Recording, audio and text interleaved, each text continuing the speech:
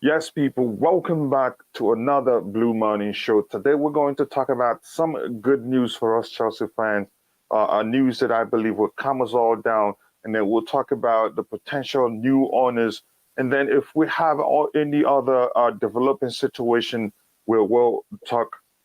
We will talk about it, and we'll also pay attention to people in the chat because this is supposed to be an interactive show, so we will also take questions or also discuss inputs from the followers in the chat. So with that, and I'm happy to let you know that I have staff in the house, somebody who also understands the situation very well. He understands the club's financial situation. He understands that Seoul are in good hands today. So people, let's get into it.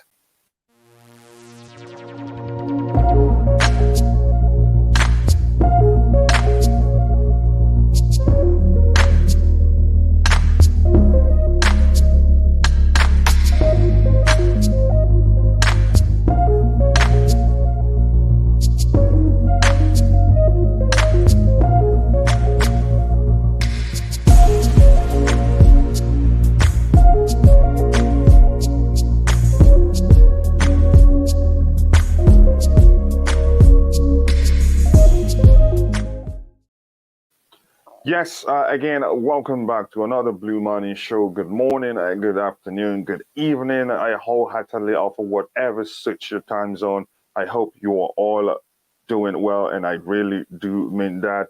Again, I promised you we were going to start with a positive news, a news that will calm us all down given the situation that we've found ourselves in, given the situation that our beloved club have been put into, but I think it will be all right, like we've always said here on Chelsea Perspective. Stab, welcome back to Chelsea Perspective. How are you doing today, my friend? I'm fine. Thanks. Welcome to everybody in the chat as well. Brilliant. Let's hope we can clear a few things up. Yes, brilliant. Yes, indeed. We will clear a few things up. And I'm happy to say that I have my friend and brother, Fahim, CFC Fahim, in the chat. He has his own channel, a very good upcoming channel, and it's growing really fast. So if you're watching and you haven't subscribed to CFC Fahim, go do so. You will not regret it. And I'm sure, I'm just going to accuse Just Viola a little bit. Just Viola, I know you haven't subscribed to CFC Fahim. I urge you to go do so immediately, or you and I will fight. But that is, by the way, and you know I'm just joking. I know you already subscribed to his channel. So now let's start by talking about this here, which says Chelsea chairman Bruce Borg has been clear that Chelsea have enough cash at hand to complete the season and will not go into financial administration. That is some good news to me. That is reassuring. That is huge. If I had known about this before, that is a few days ago, I wouldn't be worrying at all. I would just only be worried, being pained because our beloved owner, Roman Abramovich, who we love so much, will no longer be the owner of the club. That would have been my only concern. But I was I was in so much pain thinking about how the club is going to cope with player salaries, traveling expenses, and all this. But given this statement from the Chelsea chairman Bruce Borg, I think I am fine, at least 50% fine. The other 50% being that Roman will most definitely, and that is in a few months, not be Chelsea owner anymore. So, Stab, what do you think about this comment on the screen? Yeah, I mean, I've never been that concerned anyway. My main concern was the stupidity of the government and their license and some of the restrictions. I'll just add to what you read out. Spoke to my friend last night who's involved in UEFA, and as long as we beat Lille on Wednesday, we will be receiving the next tranche of cash from the UEFA almost straight away, which is around 12-13. Yeah, here's what I like the most about this comment. It did not say anything about us beating Lille. It just says Let me read it again. The statement from the Chelsea chairman says, his name is Bruce Bog, that has been clear that Chelsea Football Club have enough cash at hand to complete the season and will not go into financial administration. So that's great news. We don't even need to beat Lille to be fine. The statement clearly says we are fine. But go ahead, Staff. Yeah, I mean, the fact remains, doesn't it, that yeah, if we don't beat them, we're still okay. But if we beat them, it makes it even better. Exactly. If we beat them, it makes the situation even better. Go ahead, Stav. Yeah. So that's what my friend told me last night. Cash is paid almost immediately after each round. So we've got that to come.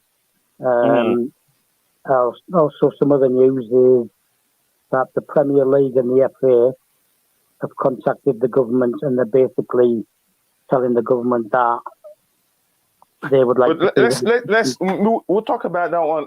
Let's finish this one while I have on the screen. So how important is this one here? This comment here. Yeah. I've never doubted it. What you mean, the Bruce Buck one? Yeah. How important is it to us? Well, I've never doubted it. I haven't had an issue with it anyway. I've always known that we'll be okay. I've never doubted it because I know.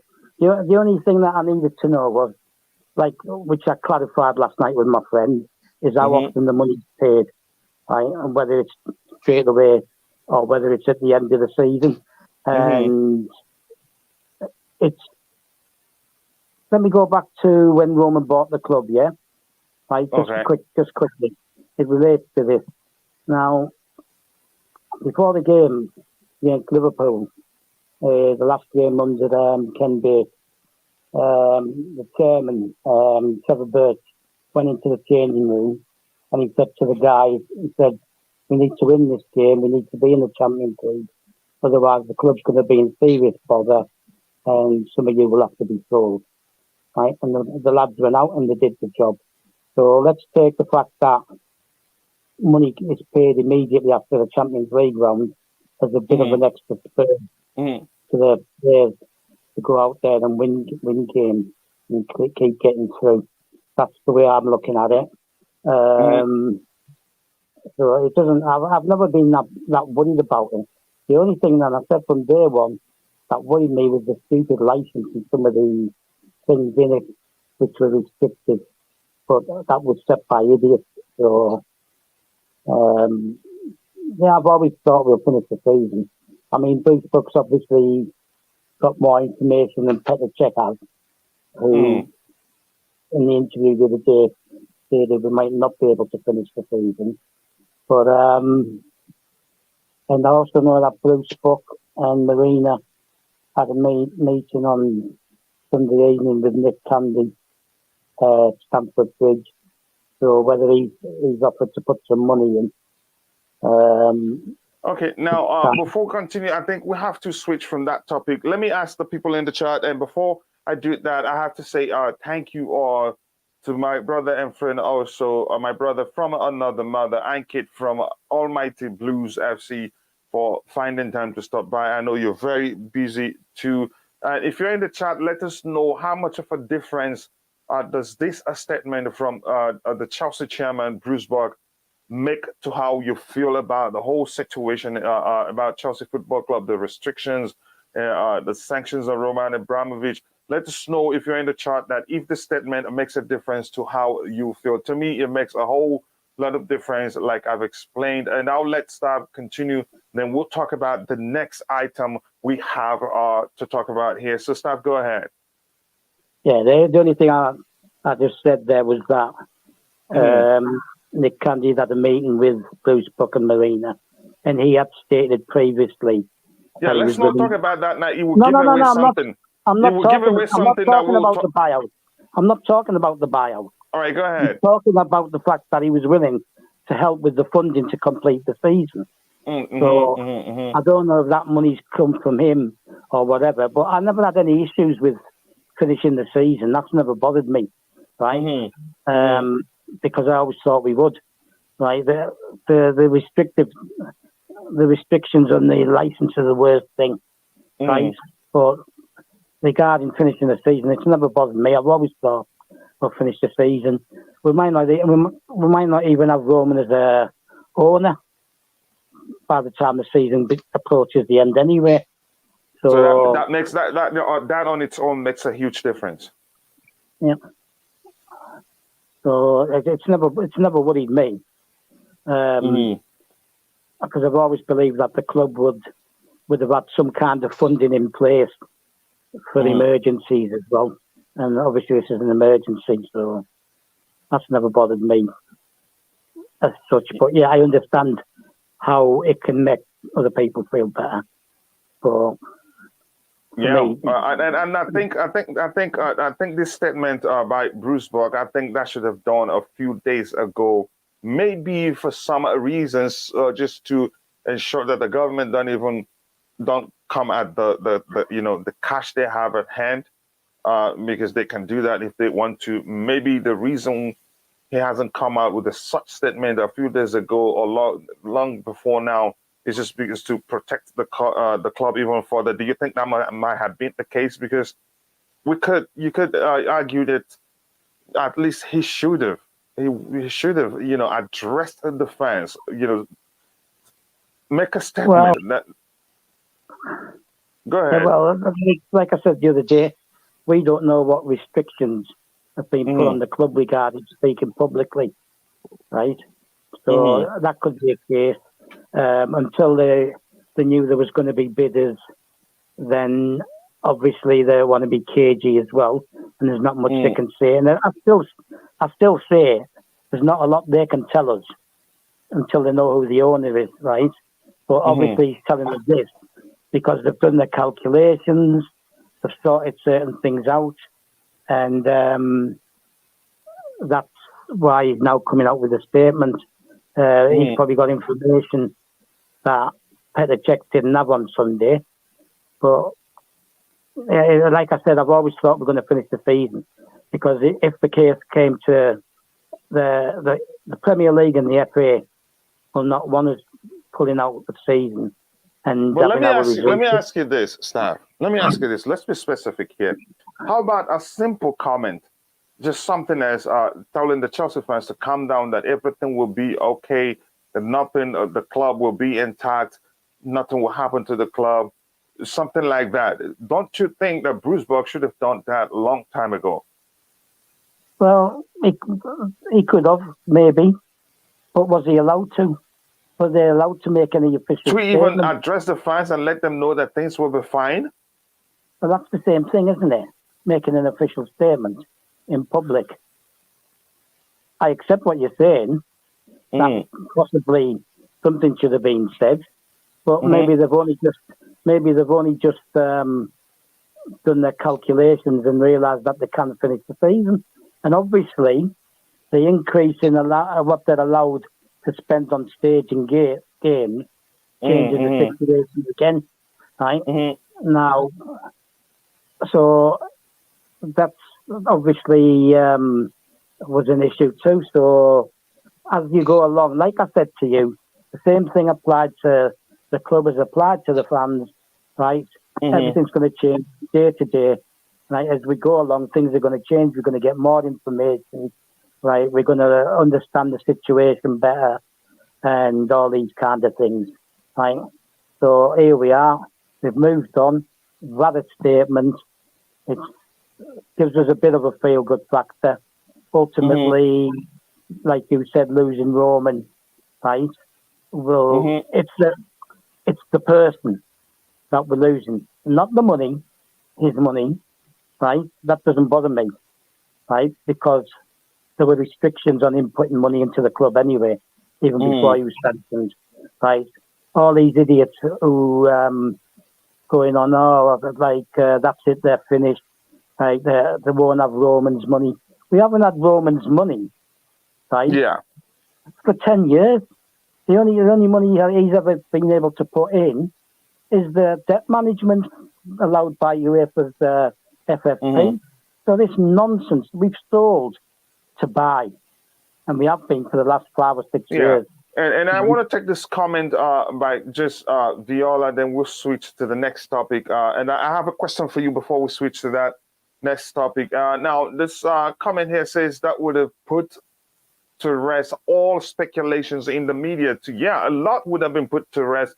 But like Stav explained, there's a possibility that he's been barred from making a public statement, no matter who the statement is directed at. I think there's a possibility that might have been the case, but I still argue that there could have been a way, to at least address the fans, whether directly or indirectly, whether making a general statement, that we should overcome or something. There's some way that he could have addressed the fans and puts a lot to rest. But that's by the way. So, Stav, the question I have for you before we address the next that is the news. The news about the bidders, how much the Saudi Media Group put on the table, and the breaking news that the people that could emerge, the group that could emerge, the buyers will be the Nick Candy Group or Wyss, the Swiss guy. Now, does how much the new owner have? Will he make a difference? The owner or owners, does how rich they are make a difference if they buy Chelsea? No, because basically, like I've just said, we've been self-sufficient for nearly 10 years, right? Ultimately, we have playing assets which we can sell to refresh the squad, right? The transfer thing is until May the 31st, and there's no transfer window open anyway. With regards to the three who are out of contract in the summer, right? Christensen's going to go no matter what. He's obviously made his mind up, right? And unless somebody comes in and says, right, I'll double your wages to stay. Right? Yeah, that's why I'm asking you this question. How about the FFP restrictions? You talked about a few days ago. You talked about on this show how if you spend a certain amount of money, you pay what is called luxury tax. Yeah, which is €2 for every euro you overspend. So don't you think that alone will lead to the new owners to spend carefully, because they can't just inject money because you are that rich? No, listen, right? The way it works, is they take what you've spent and how you've accumulated the money to spend that money, right? By calculating what you are allowed to spend under FFP. Okay, right? So because we were selling to buy, we weren't particularly spending anything from our own coffers. We were selling to buy. Yeah. So the thing is that how can I put this? So now the thing that's going to change is that there's going to be a salary cap, right? Where you can only spend a certain percentage of your total income. Now, that's going to apply to everybody, and that's when the luxury tax comes in. And if you do it continuously, this is what Newcastle United are going to find their owners, right? They can they've spent some money now already, right? They were able to spend that money because of Mike Ashley's tight-fistedness. So all the income that was coming into the state, into the club, right, and not being spent has allowed them to spend what they just have. Next summer they can spend, right? But if their salary goes over the percentage of income, that's allowable, then they get a luxury tax, right? If you continue doing that for a couple of seasons, 2 or 3 seasons, you then get kicked out of any UEFA competitions. Now, that might not apply to Newcastle immediately because they may not qualify, right? There's no way they're going to go from where they are, 14th, right, to top 4 automatically and quickly, right? We were already third when Roman came in, and we'd already qualified for the Champions League. That's why we were an attraction to him, right? But Newcastle ain't going to do that. And they're not going to, UEFA, right, will not want English clubs to get away with anything. So like Man City did in the past. So overall, the new owners, no matter how rich they are, will have limits to how much they can inject into the club, whether directly or indirectly, else they will find themselves in serious trouble, or they will violate the financial fair play rules. Even Manchester City, who cleverly, I think, in so many ways, they find a way around the financial fair play rules, but they still have some questions to answer because they were found out and they had to even delete what they had on their website. So I don't think how rich the new owner or owners are will make a difference at all. And I want to take this opportunity also to say good morning to Mikhail, always finding time to support the channel. Always good to see you. And more importantly, let me rephrase that, sorry, blue morning to you. Mikhail, I hope you've seen this comment here. I don't know if you've seen it with regards to the comment by the Chelsea chairman, Bruce Borg. I'll read it again because it makes a whole lot of difference. And if I can, I will read it a million times on this show because it is great. It changed my mood a whole lot. It reads, Chelsea chairman Bruce Borg has been clear that Chelsea have enough cash at hand to complete the season and will not go into financial administration. So the big issue we have here is just that we're losing a beloved owner who loves Chelsea through and through, who understands football, who puts Chelsea's success first, then profit second. That is if he ever thought about profit at all. So I just wanted to show you this because it makes a whole lot of difference. And again, if you're in the chart, let us know how much of a difference did this statement here make to how you feel about the situation that we're in right now. It will be great to know. Yes, so good morning to you, Mikhail. Good morning to you, blue morning to you all. And then Pierre Kakari says, still will be happy if the new owners are fully committed to the Chelsea Academy and also the women's team. I think that also is a good statement there. Let's think about. I don't think maybe Pierre's concern is if the Saudi Media Group ends up being the people that buys the club because of the Saudi poor record on women's rights. But I think the group itself, the Saudi Media Group itself, is, you could say, they are changing the way that the directors in big companies boards operate in Saudi Arabia. They employ a lot of women. So they were one of those that pioneered the change in how Saudi Arabia treat women. Do you think that would be a concern? Do you still think that would be a concern should they emerge as the new owners, staff? No, the fact that the guy who's leading the bid is a Chelsea fan, right? Mm-hmm. And I believe he's already stated that they will carry on with the academy and the women's team. And yeah, I think I remember seeing something like that, but go ahead.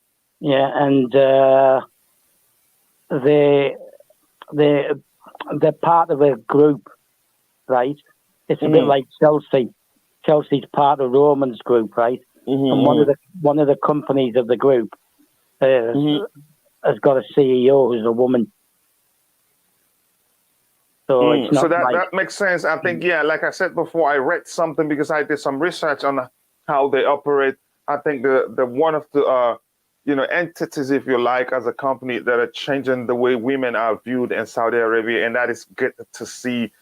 So now we will switch now to the new. Can I just add one thing to that? Yeah, go ahead. Mm-hmm, right? Mm-hmm. The whole issue of Newcastle, the Saudi government, and it is the Saudi government that bought it. They can hide behind saying it's a sports company or whatever, but it is the Saudi government that bought it, right? They've got it, okay, because they want to improve their image around the world, okay, and they've put a woman at the head of the whole thing, Okay? So that Amanda Staveley, right, who I might add, stuck up for Roman. Okay? She stuck up for Roman. And so they've put a woman in charge of the whole bid. She's the one who conducted everything. Oh, yeah. I remember that. The British woman, right? Yeah, Amanda Staveley, right? And the other day she defended Roman, that they shouldn't be taking the club from him. It's got nothing to do with Putin, etc., etc. See, the thing, so the Saudi group had a woman heading, right, and she's been the head of their bid from the very that's really beginning. a good strategy. That's really a good strategy. So go ahead. So she's been part of it from the very beginning. The academy is important and integral, right?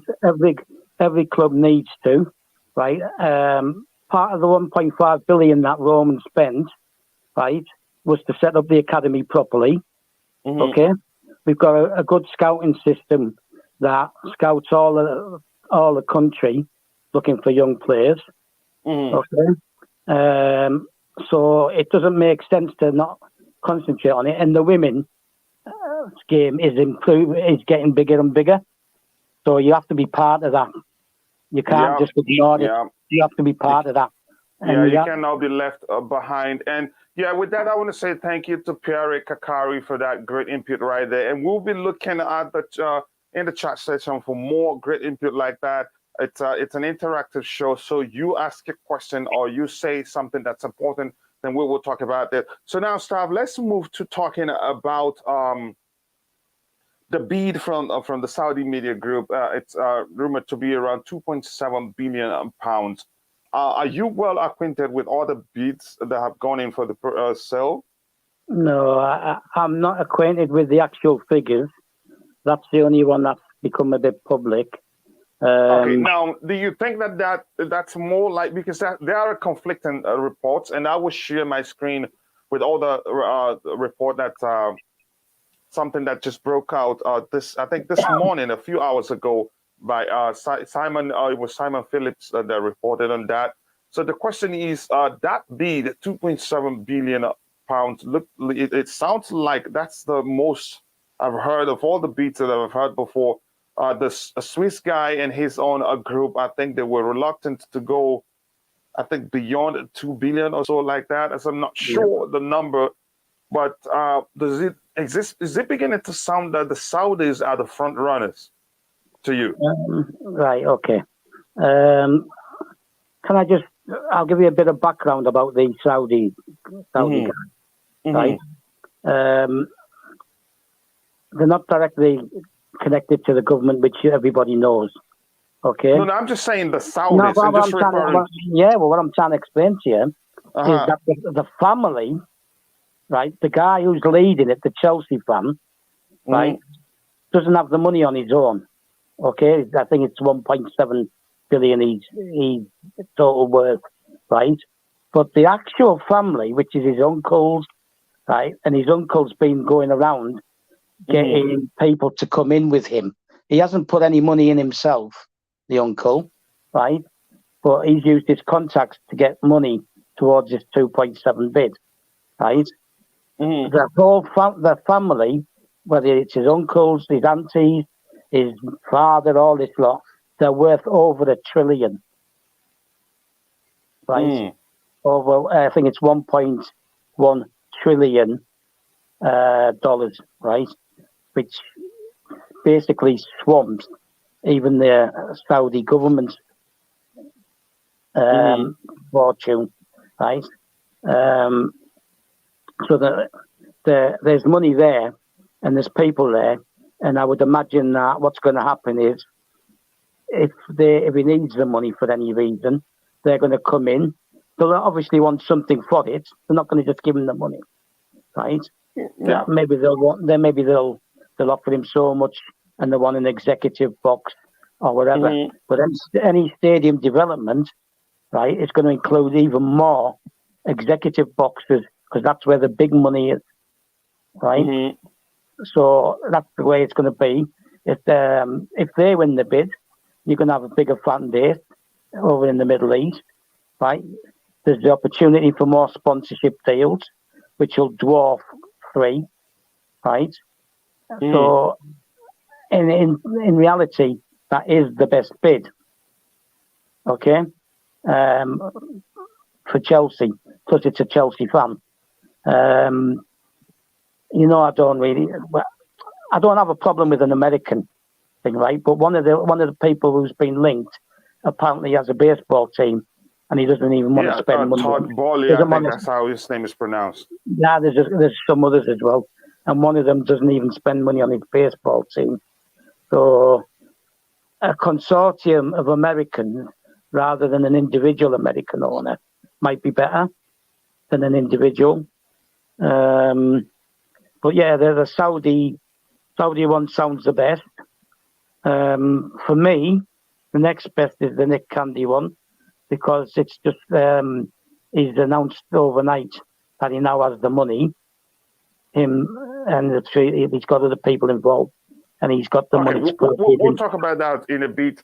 Now let's look at this good input there. Then we have with us another good input from Fahim also. But let's look at this one. Mikhail, he makes a statement here and then asks a question. He says, player and staff wages and utility bills for all 3 locations, they're huge. Yes, we know. Question, will the government allow allow the club to spend as needed? Or are there still restrictions or that could stop them from not taking care of all the bills that they should be taking care of? The only restrictions as it stands on how much they can spend to stage matches and the travel in one, obviously, and selling the tickets. But I'll deal with the selling the tickets in a bit, right? Oh yeah, Bruce Buck wouldn't make a statement, would he, unless they had the funds for that. So I'm assuming that they've looked into everything. That could be another reason why they've delayed the statement, because they want to get all their ducks in a line, so to speak, before they made a statement. I get what you said about something would have done, but the media. The thing is, you can make a statement and the media is still going to speculate. They'll take every little thing and they'll twist it into, because they want to bury us now, the media, right? They'll take every little thing, they'll twist it and make it into a bigger issue than it is. So that's what the media are like. But anyway, as it stands, the Arab one is possibly the biggest bid. I think Nick Candy wouldn't be making a public statement that he now has the money, and I believe that it's him and that Matthew Broughton, I think his name is, the one who used to be CEO of Liverpool FC, but he's a Chelsea fan as well. He's a Chelsea fan. And also to add to this statement from Mikhail, I'd like to read this statement again.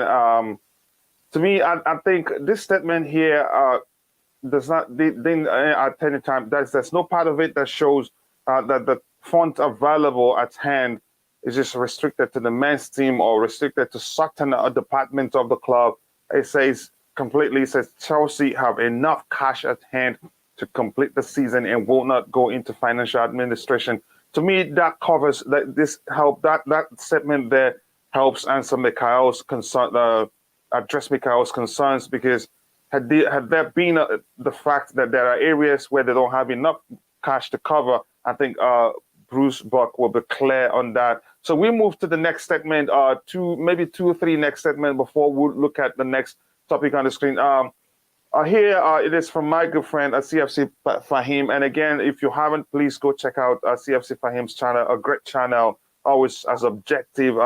And that's the kind of people we here at Chelsea Prospective deal with, because we like to always keep it straight. Now, we don't clickbait, most importantly. Parties interested in bidding for Chelsea have been asked for a detailed report on all investors amid growing anxiety over appropriate club ownership and report of a 2.7 billion bid that is from the Saudis. Yeah, I think it makes sense to ask them that questions because we don't want to, in the future, also see ourselves in the kind of situation that we'll find ourselves in right now. We don't want an owner maybe in the future that say, oh, okay, you're involved in that, or you have ties to this government, and because this government is misbehaving in place A or place B, we are going to take the club away from you. Stab, how important do you think it is that they are seeking detailed report on all investors? Yeah, the report that Fahim's talking about is a questionnaire that Rain have sent to all the people who have expressed an interest. Yeah, so they have to explain the funding. They have to explain their intentions and plans on how the club's going to be run, because obviously Roman wants the best one for the club. Who the investors are. I think it's 12 different questions, various things, but they've also sent like a brochure to every one of the people who've expressed an interest. Basically, how they're selling the club. They've told them that developing the stadium will double match day income, well, more than double, from 70 million, right, to 210 annually.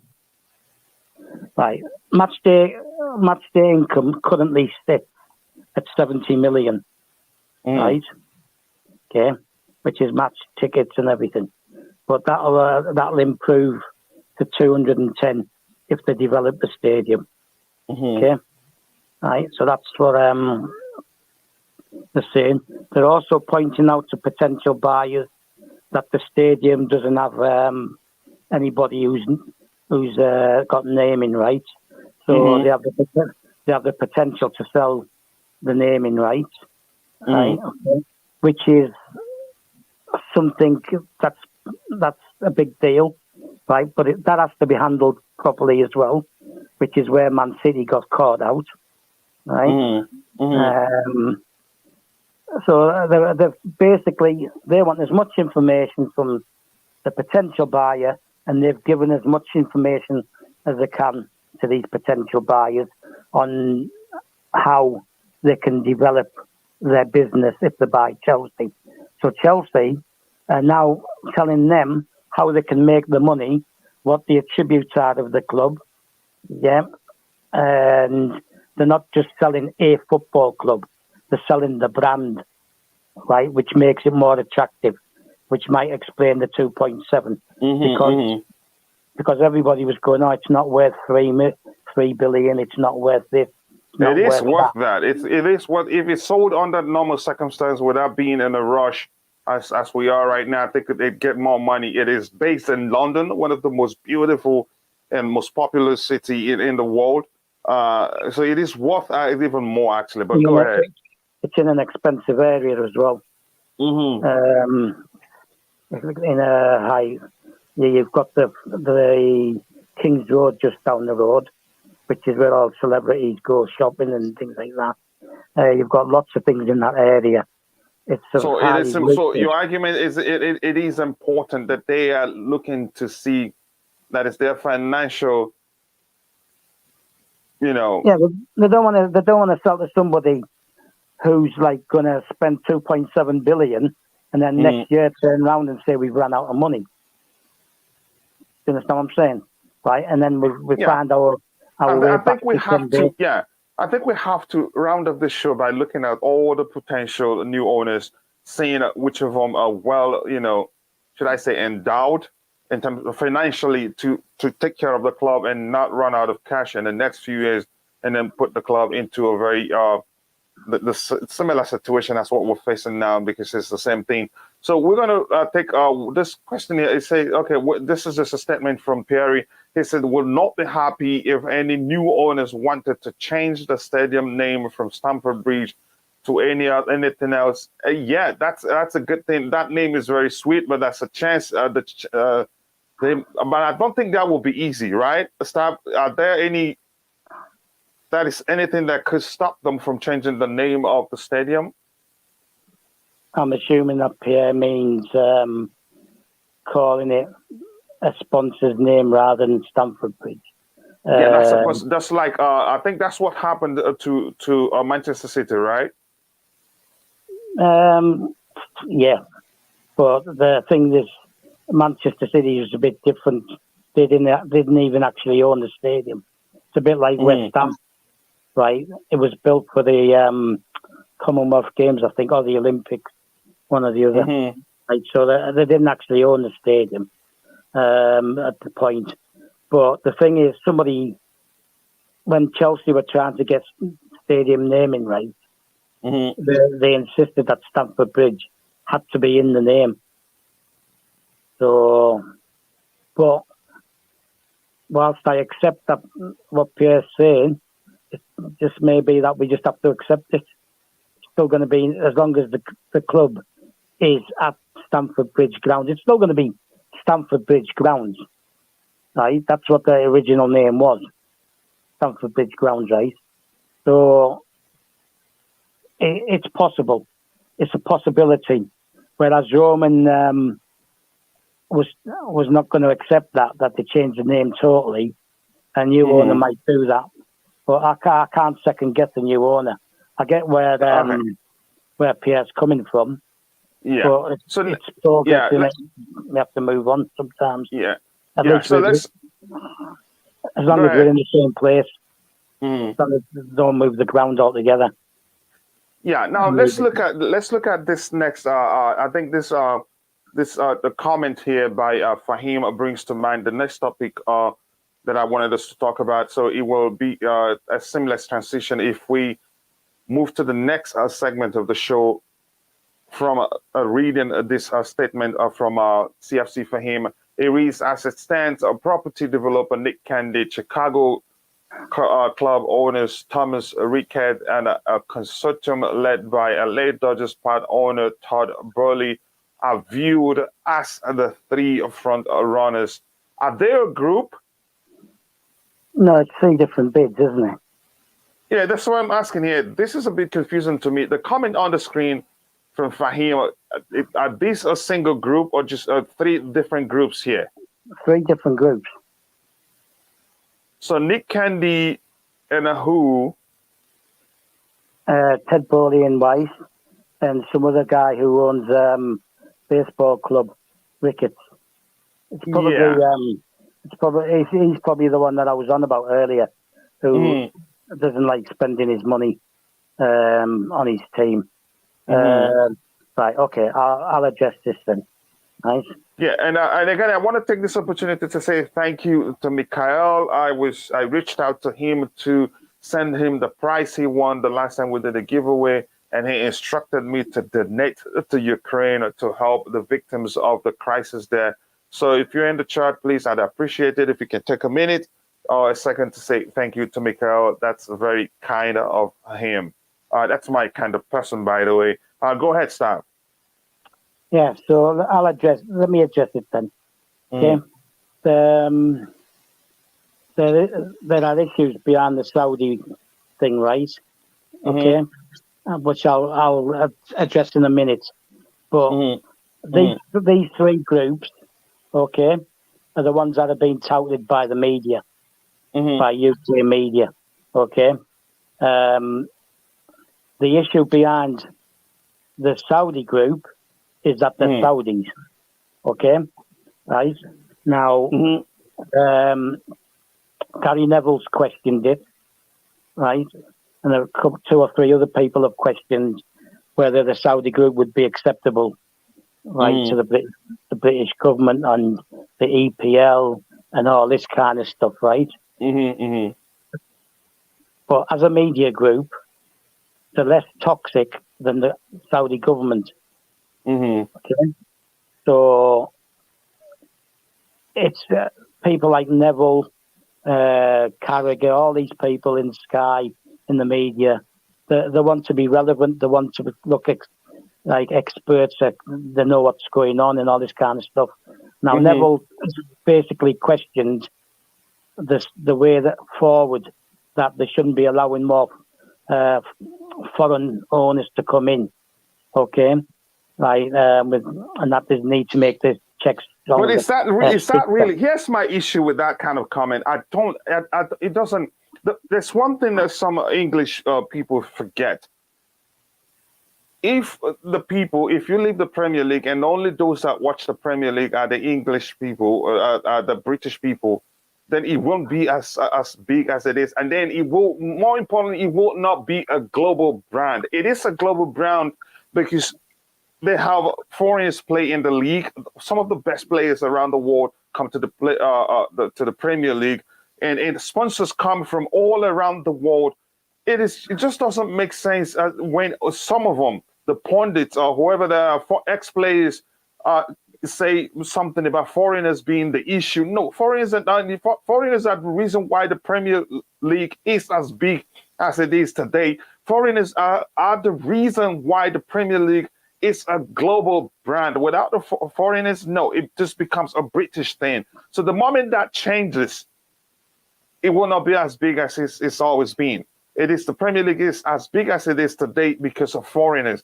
So that comment to me sounds like nationalism to me in terms of from a footballing perspective. That sort of comment to me is you could target nationalism. I've heard Peter Cech say something similar before when he nearly broke John Mikel Obi's names. I was asked about it. He started complaining how foreigners have changed the league. Basically, he was saying you cannot be as physical as you want to be. You cannot break somebody's leg if you want to. That is not okay. I think they should stop making such statements. It's not. If you want to make it a British thing, then it will not be as powerful as it is today, or as successful as it's been. So go ahead. Yeah. Well, let's face it. Roman was the first one, wasn't he? Let's be serious, right? And if he hadn't come in, it would have just been Man United, Arsenal every year. It would have just continued that way, right? But it's a bit rich coming from Mr.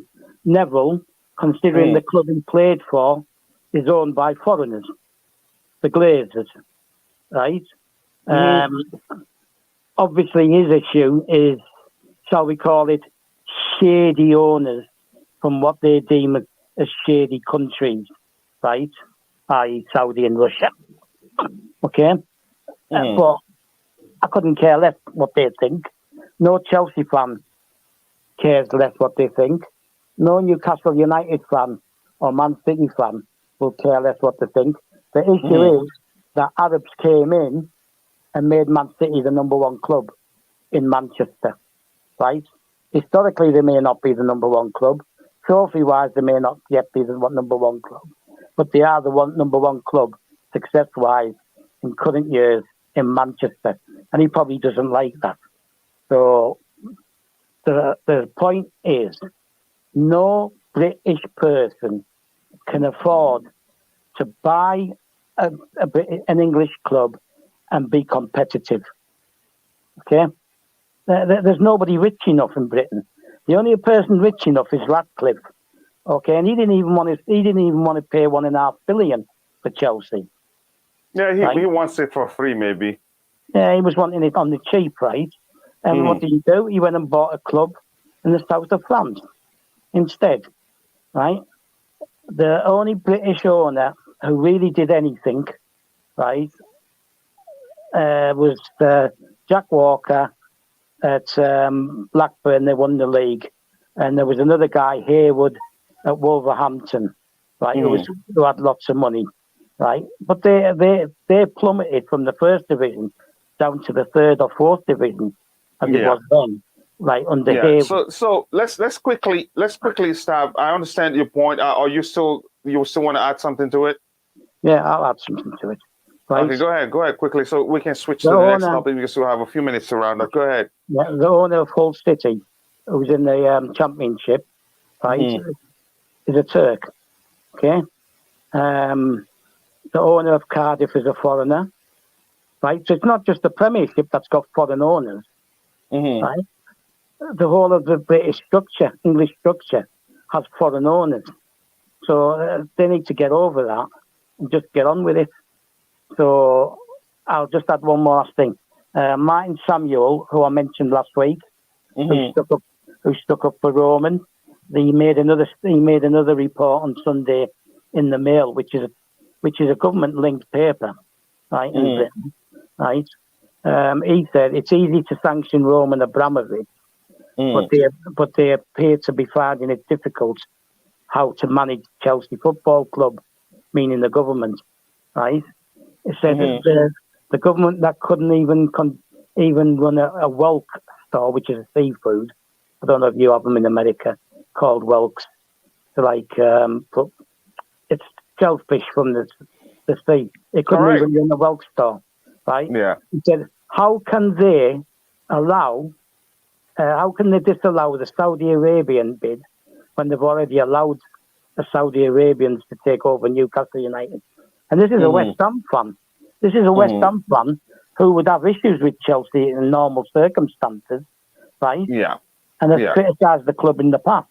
And yet he's now standing up and saying that they have no right to be involving themselves, the government, as long as So, Stab, let's look at the next topic now, which is still part of what we're saying, but it's a bit it will move us away a bit from talking about the Saudis to this Fahim's comment, I think, connects with this here, which reads, I don't know, can you see my screen? No, I can't read that because it's too small on my phone. Okay, can you see it now? Even if you can see it, I'll read it to you. It reads, a Swiss billionaire Wyss and the British property developer and Chelsea fan Jonathan Goldstein is the favorite to buy Chelsea. I'm guessing this is a group. The Swiss billionaire is teaming up. The British property developer, is that Nick Candy?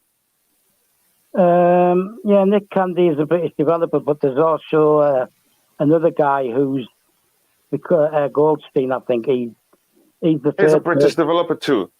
Yeah, I think so. Yeah, he's the and Chelsea fan Jonathan Goldstein. Who's Jonathan Goldstein? Him, Goldstein. Like, Goldstein. Who is he? He's connected with the Wyss and Holy bid. He's the third person who's putting money in.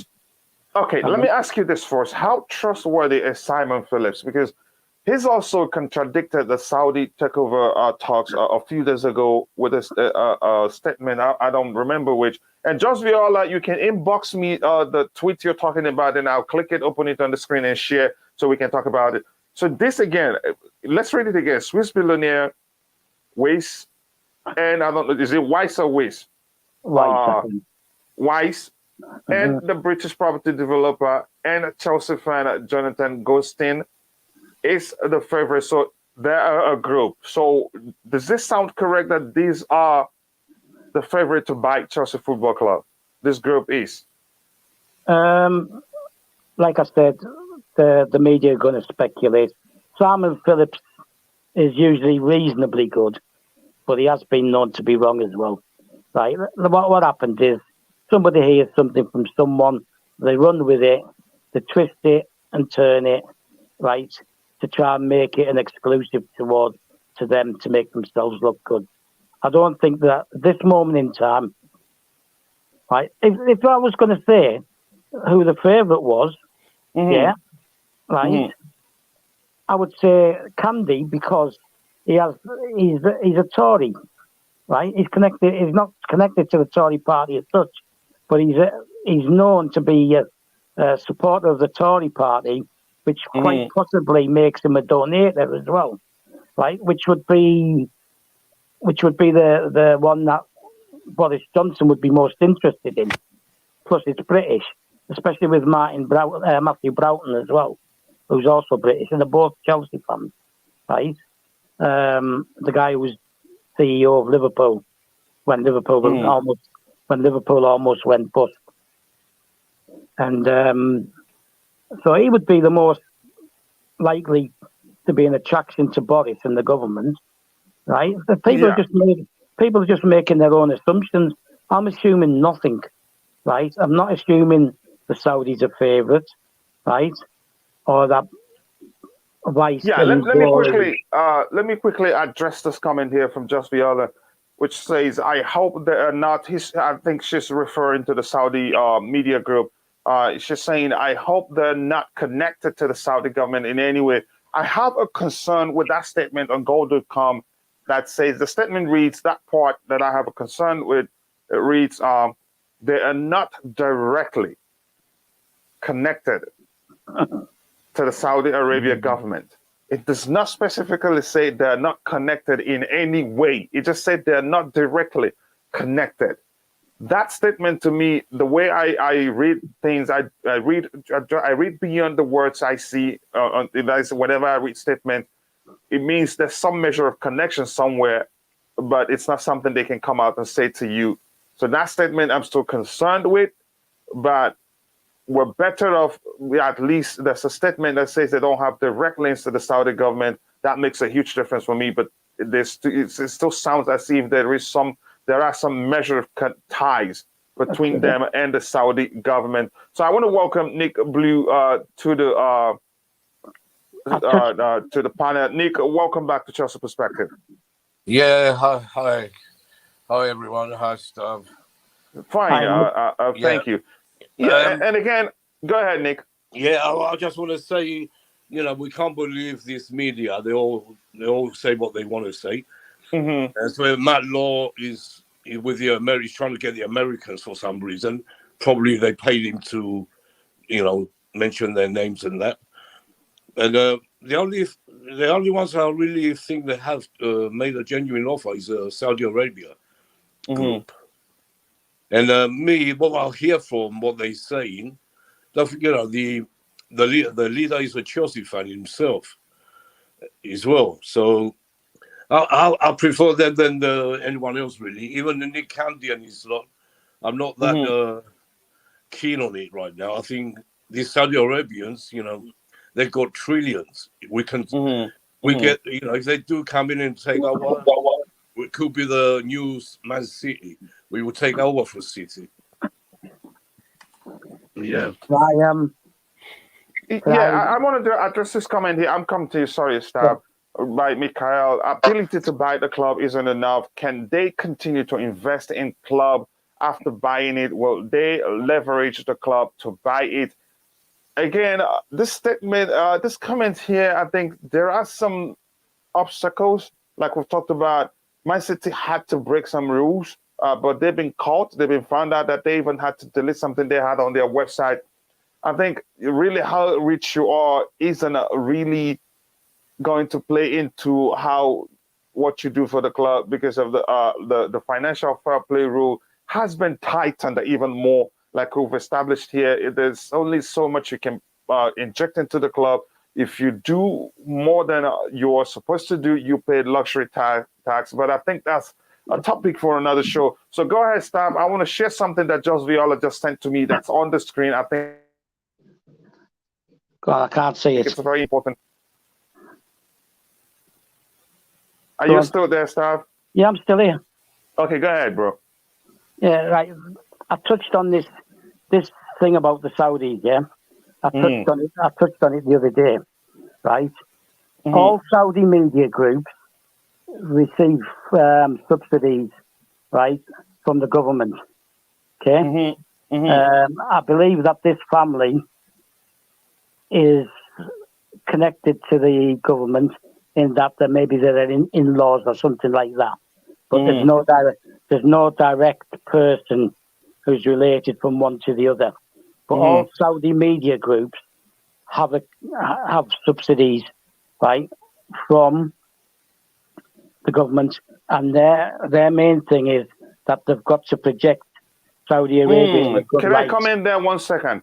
That alone, thank you very much, Stav. That's why I always like to have you on the show, especially when we talk about this kind of topic. That alone explains why that statement is worded like that, why it states no direct link. It doesn't clearly say there's no link at all. So what you're telling us right now is educating us on why it was phrased like that, and the fact that there remains some measure of ties between the Saudi government and the Saudi media group. At least the subsidy alone is huge. But go ahead. Yeah, so that's that's what the link is. And it's a bit like with Russia, right? Is that if you're state funded, there's only certain things you can get away with you, when you're publishing and things like that. I've got a friend who's in the Middle East, right? He's from Middlesbrough, and he's a publisher, right? And he publishes books. He does interviews with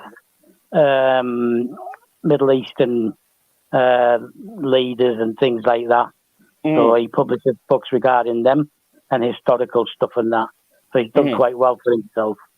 So, but there's always going to be questions asked about the Middle East, right? But because the West is totally innocent and well behaved, isn't it? Right. So let's just leave it at that. So I'm going to quickly. What I'm saying is that people will question something from the Middle East, right? Because they do that out of prejudice, of their own prejudice. If they had their own way, every club would be owned by English or British. Yeah, right? yeah, and to me, that's what. Yeah, that brings to mind this comment here by CFC Fahim. Again, a great channel. Go check his channel if you haven't. Subscribe if you haven't.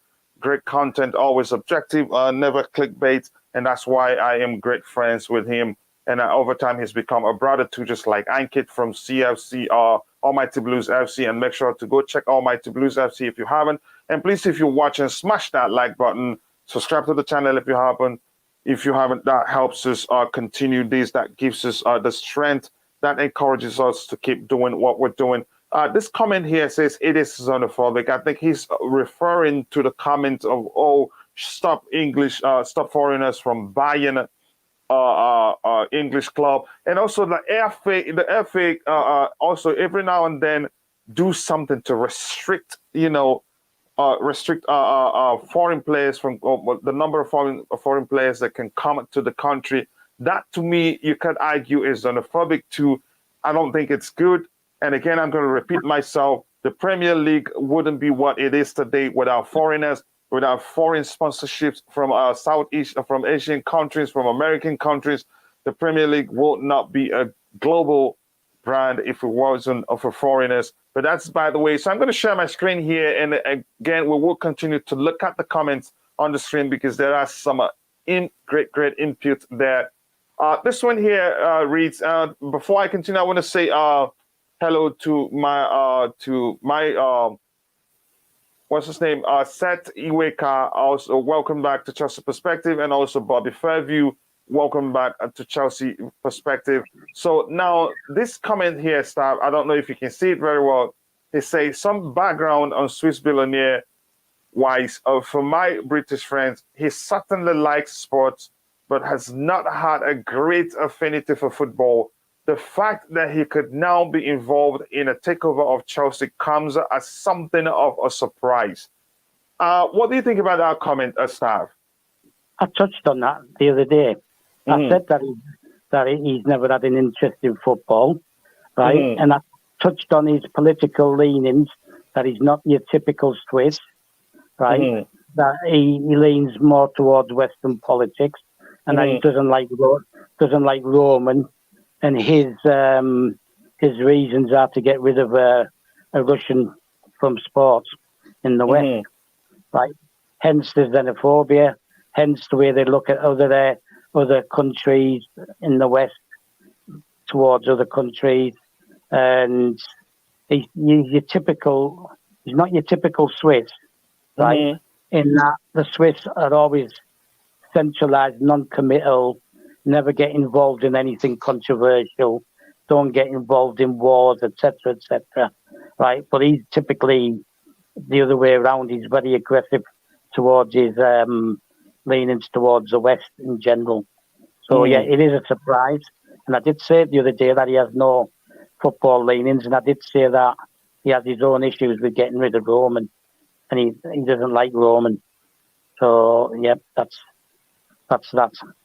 Okay, here's an important statement here on the screen from Perry Kakari. Says Simon Phillips is wrong because Jonathan Goldstein is a Tottenham fan. So that alone makes that statement wrong. Yep. And here's that statement again. Chelsea chairman Bruce Bog. Okay, it's not this one. Is this one here? I'm trying to find it again. Where did I leave it? I think I have lost that one. Sorry about that. But I think if you remember, he referred to Ghosting as a Chelsea fan. So now, is he wrong? Yeah, Given this statement here from Kakari, which says that Simon Phillips is wrong because Jonathan Ghosting is a Tottenham fan. Well, I can't say yes or no because obviously I'm not living in the UK now, so I don't have that thing. But that's a Jewish name, and Tottenham is the okay, we have two people here in the chat confirm that. If you can hear me, Stab, we have two people in the chat confirm that Ghosting is a Spurs fan and not Chelsea fan. Please make the corrections. Thank you. Yeah, I did not make that statement. The statement was from Simon Phillips, where he referred to him as a Chelsea fan. Or was I the one that made the mistake in the statement? I think I'll find his statement again. Let's read it. So, but go ahead, Stab. You were saying something. Yeah, Tottenham were basically formed by Jews when they were first formed, and they draw the most support from the Jewish community. And I believe what's his name, the idiot who runs it, is a Jew as well. Alan Sugar, who used to own it, he was Jewish, or is Jewish. So they have got a Jewish background. So with a name like Goldstein, it is likely that he's Tottenham. It's the same with... So now look at it again. Let's look at the statement again. Sorry, I didn't mean to cut you off. Swiss billionaire Wyss and the British property developer. You said it could be referring to someone else. And Chelsea fan Jonathan Ghosting is the first. So I didn't say, I wasn't the person to say that Ghosting is a Chelsea fan. I think I'm just looking at the statement from the tweet from Simon Phillips. So go ahead, Star. Yeah, this is why I said don't believe the media too much, right? Because they'll put their own spin on it. For him, obviously, it makes the story and the bid sound better if he says somebody's a Chelsea fan, right? And he's basically putting something in direct contrast to Nick Candy, who is a Chelsea fan and a season ticket holder, which is how he was at the game on Sunday. Okay, yeah. So let me go ahead, Stab. If you haven't, I want to bring in Nick Blue because we have a few minutes to round off. Okay, thank you. Nick, the question for you is, looking at the statement here, which clearly states there's some background on Swiss billionaire Wyss, for my British friends, he certainly likes sports, but if they specifically say he likes football, he certainly likes sports, but has not had a great affinity for football. Okay, the fact that he could now be involved in a takeover of Chelsea comes as something of a surprise. Now, and there's also a statement he made about Roman Abramovich. I cannot recall what the statement exactly, but I think it wasn't nice. If that's the case, are you concerned that, given the statement by Simon Phillips, that they are the ones, look more likely to take over the Chelsea Football Club? Are you concerned? Yeah, I'm concerned. I don't think Roman will choose this guy. There's so many better people around to give it to. Don't forget, Roman has to choose, and the government to take over after that. So for me, like I said, I don't mind Nick Candy and his group, and I don't mind Saudi Arabia a lot. But the Americans, as you know, I know you're American, but they're going to pump all the money into baseball, basketball, and American football. And here's the thing. I am an American, but again, I don't want an American to take over Chelsea Football Club. Yeah, any American involved will most definitely be. Go ahead. Sorry, that's why I like you, because you talk facts. And so for me, like I said a million times, these Saudi Arabian lot sound good, and the government can't say no. If they said yes to Newcastle, they can't go and say no to Chelsea. That'd be, they can't do that. Otherwise, they can say no and get rid of the Newcastle owners if they want. Or Man City, it's a lot. So, I think there's still a chance with this lot.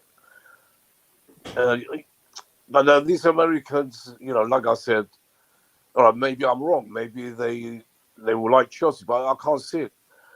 At least Saudi Arabia, that what's his name, is a Chelsea fan. I forgot his name. It's a bit difficult to say his name. And Nick Candy, of course, is a Chelsea fan. We have Chelsea connections there. So it'd be much better, for the club and for us. That's what I think. Yeah, I agree with you. I'm just not really that is into the fact that the statement that Wyss has made about Roman and the fact that he's not really into football. To me, no, I don't want him. My preference. No, I don't want him. Yeah, we don't want him. Right. Exactly. My preference is definitely the Saudi media group. But then again, I'm concerned, and that brings to mind that this comment by Mikhail, which reads that the Catch 2020 mega rich owners will be controversial again, and we will, sat here again on 5, 10, 15 years when they become persona non grata in the UK, Western politics. I think that's a very, very powerful statement, and I'm concerned. I know what you're saying now. Let me add this, though. Look, it's like, I don't know if you heard Pat Nevin the other day. The guy, Pat Nevin, ex-Chelsea player, great legend. I used to love Pat Nevin. I still do as a pundit. He's a good pundit. He was saying, you can't have everything. If the government want to get rid of all these billionaires, because they're getting mixed up with wars and that. So don't have the Premiership as the best in the world. If you want the Premiership to be the best in the world, then you have to take the consequences, and then and have all these billionaires. And the Premier League wanted to bring billionaires to make the Premier League the biggest and the best, which it is now. But like Pat Nevin said, I prefer to go back to the old days when it was 4 divisions and English owners or Scottish owners or Welsh owners, and forget the billionaires. I'd rather that any time than you'd be having all this rubbish about Roman and the rest. This is crazy. So you understand what I'm trying to say? Yeah, I'm with you. Your points are clear. So now let's switch to taking the inputs of addressing the inputs and concerns, some questions of the people in the chat, because this is an interactive show. So Nick, I'll start with you before I go to Stav. This question, this input here from Bobby Fairview reads: Ken Bates screwed us when he separated club ownership from rights to the Chelsea name. The pitch owners are holding us hostage, and we will not be commercially viable unless we move and give up the name. What do you think? That won't happen, and that's a lot of rubbish. Because the pitch owners, they put money into on the pitch to make sure Chelsea doesn't move from Stamford Bridge. I'm with them a million times. I don't want to see Chelsea's name change and move somewhere else. No. Are you a member, if I may ask? Yeah, I'm a member of the Chelsea Trust, yes. And you're not biased right now? No, I'm not biased. This is how I feel. I don't want to move from Stamford Bridge at any cost. We can take it down and rebuild it, yes. Or we can extend the stadium, yes, like Roman wanted to do.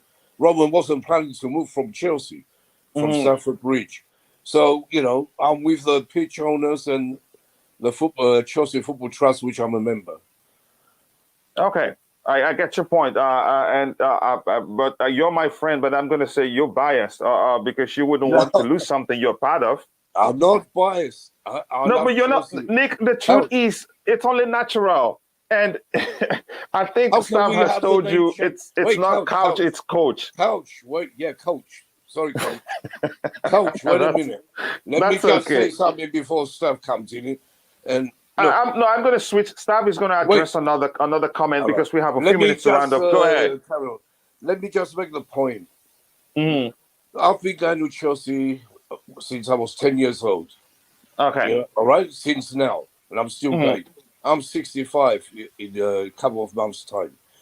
Look, and I've always loved the club. We didn't have membership or this or no, that. Or we didn't have anything like that. We didn't have, you know, we had season ticket holders still, but we also no membership and all that. But, you know, I love the ground. That place is sacred for me. It's not about being a member of the trust. The trust is a good thing. But, you know, for real Chelsea fans like myself. And on Friday, I'll be there. Friday, I forgot to mention, this Friday, 2:15, in the Shedden Upper Tier, Peter Benetti's memorial, they're going to put bury his ashes at the Shedden, like Peter Osgood, what they did to him. I have a ticket for that. If anyone wants to go, it's free. You don't pay for the ticket either. Because his family, they want as many Chelsea fans as possible to be there. So, you know, I'm hoping there's going to be a big turnout. And like Peter Osgood, you know, Peter Benetti was a great legend, great keeper, one of our greats. We're going to have a memorial for him. And, you know, I'm a fan, you know, I'm not biased. I'm a All right. true... Oh, no, I understand. That's, again, as an outsider, I'm not one of the pitch owners. As an outsider, the first thing that comes to mind, and as a human being, by default, your obligation will be to protect something that you're part of.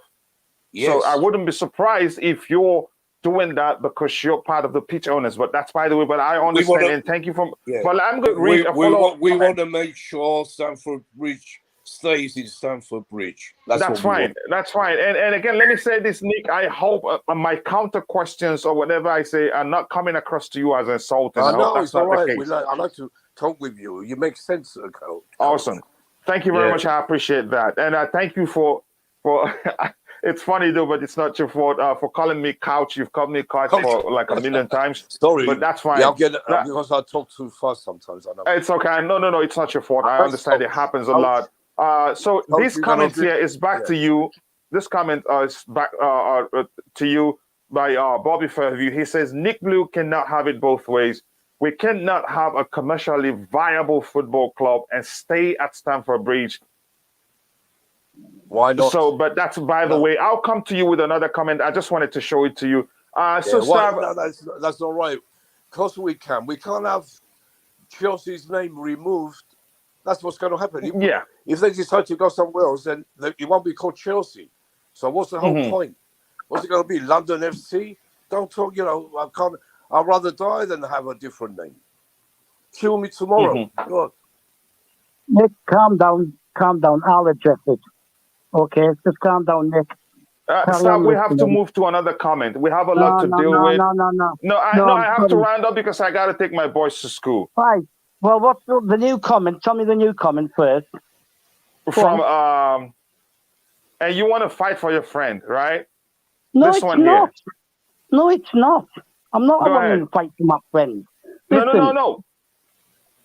Stop. It's not about fighting for my friend. Okay, stop, calm down. Stop, calm down. Let me tell you what you just told Nick Blue, but calm down. But go ahead. Right. Listen, I'm not fighting for my friend. I've only known Nick recently through YouTube, so we're not friends, right? And you had to say that live. Yeah, because I respect him as a fellow Chelsea supporter and a fellow Cypriot. Okay, Nick is one of the truest, the realest of Chelsea fans that I've ever met, and the same thing as you. So I'm sure we're just being objective here, but go ahead. I need to address Bobby Fairview's comments, right? Arsenal, have been in 3 different locations, right? Tottenham have built a new stadium, wholly viable and making plenty of money, right?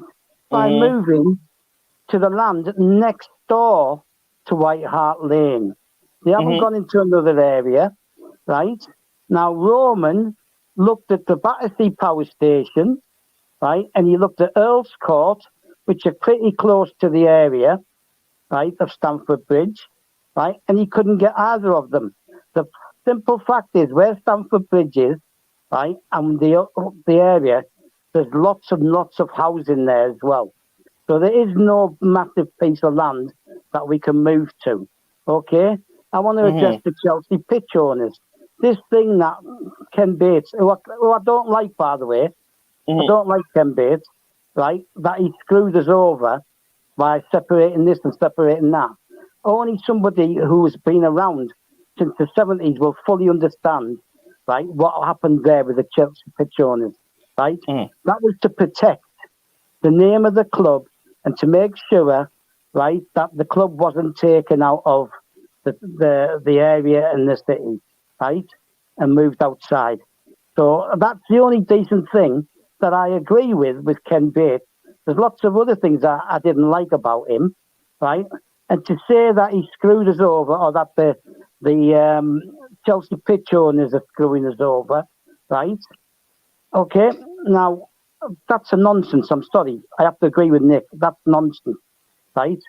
That area, remember, planning permission and plans were put in and accepted to stay in that area, right? Where the stadium currently is. So this thing that it's not viable or won't produce income, etc., staying where it is an absolute nonsense, right? I'm sorry, I don't know Bobby Fairview either, right? But I'm not going to accept that and a criticism of the Chelsea pitch owners. That All right. Are you an owner? I am not a Chelsea pitch owner, no. I've never been in a position to be able to afford to buy a share, right? All right. Now, that's by the way. So let's move ahead to other comments because we don't have too much time. Seth Iweka here says Nick Candy is a snitch, Tory donor. The moment he announced his intent, his friends in Parliament announced sanctions. Does that ring a bell to you, Stav? No.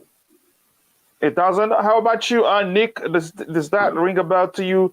That the moment he announced his intent to buy Chelsea, his friends in Parliament announced sanction. And I remember the statement starts with Nick Candy is a snitch Tory. Let me just say, is a Tory donor.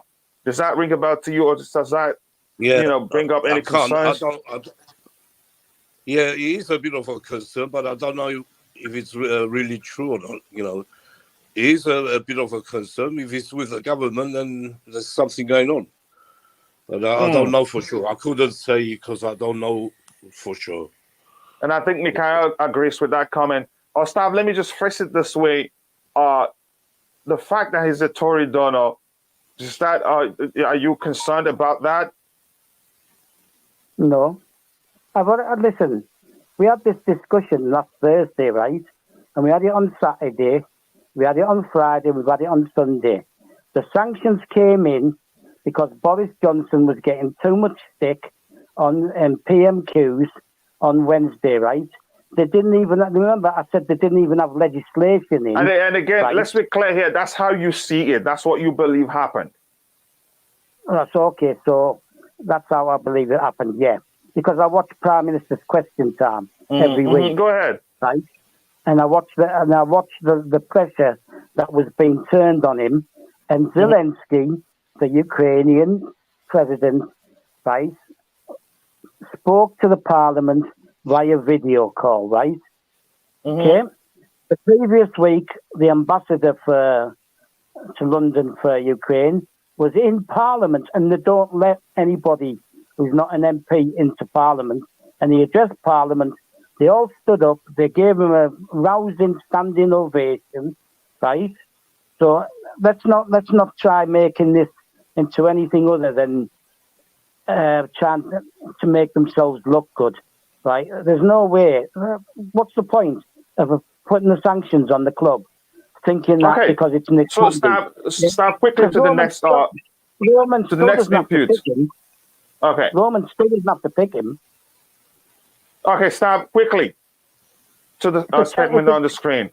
It says, okay, it says, I hear you, but the issue, the part that interests me is, reads, I hear you, but the issues are more with property owners around Stamford Bridge and municipal license than that CPO strictly. I think Mika is trying to say the issue the issues aren't really the pitch owners. So maybe you don't need to address that one because you've already talked about that's not the issue. There is no issue. Planning permission was already given to have it there, right? And that was okayed by Sadiq Khan, the Mayor of London, right? And there was opposition from local people who own properties there, not the businesses, because obviously the businesses make a fortune when you've got 42,000, and they're going to make even more money if they get 65,000 around that area, right? Okay, so it's residents, right? The hoity-toity, well-to-do residents who never like the fact that the club's there anyway in the first place, right? So it's not an issue because we've already had planning permission from there, right, for that area. And it was okay with Roman to stay there, right? So this thing is that it's property developers. Like that land cannot be touched by any property developer because of the CPO, Chelsea Pitch Owners.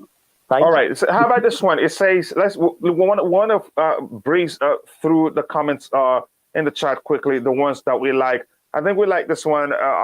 Pierre Kakari says, it is not about bias. I think he's on the side of pitch owners. And Pierre Kakari, let us know if you're an owner too, but that's just me. I'm just playing with you. But you make a great comment here. Says, it's not about bias, but if Chelsea had to move, there are not many viable sites, if any, that Chelsea could move to that would be close to where they currently are. I think I remember when the plan was to move to the train station or something like that. Stab, can you address this comment quickly? I just addressed it already. I said Roman tried to buy Chelsea Battersea Power Station, and he tried to get Earl's Court. Right, and he couldn't get either. Pierre is correct. There is nowhere, and I said this, there is no large enough area of free land, like open land. Yeah, right, that we can move to. Okay, now Wimbledon. Can I remind you something what Roman said? Yeah, go on. Remind you. I don't know. I think it's you remember when Roman was planning. Before they banned him from this country, he made the plans, he made the model for the new Stamford Bridge.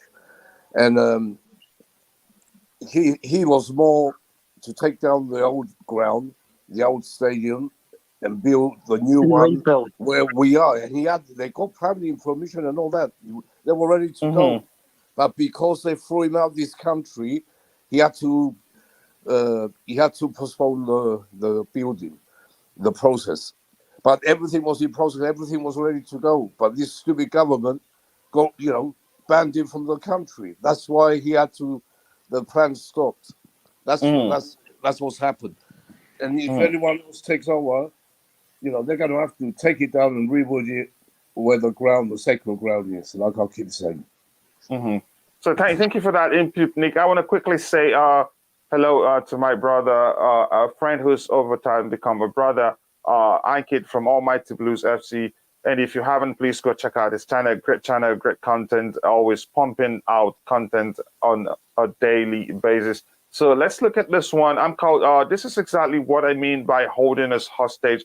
Nick Blue is a pitch owner and doesn't want us to move, which means we will never be commercially viable. This makes finding an owner difficult. Stab, I know where you're going to go if I leave you now, but let me ask, can you talk about the finding, making that it's also becoming commercially viable aspect of this comment? Listen, right, I said this the other day, right, where does Bobby live?